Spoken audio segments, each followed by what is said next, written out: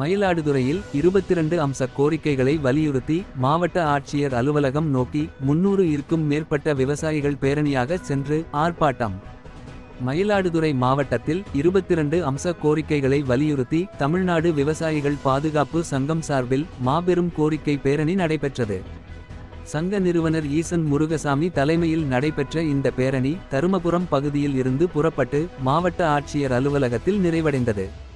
இதில் பல்வேறு விவசாய சங்கங்களைச் சேர்ந்த 300க்கும் மேற்பட்ட விவசாயிகள் கலந்து கொண்டு கோரிக்கைகளை வலியுறுத்தி மாவட்ட ஆட்சியரகத்திற்கு பேரணியாக சென்று அங்கு கண்டன ஆர்ப்பாட்டம் நடத்தினர்.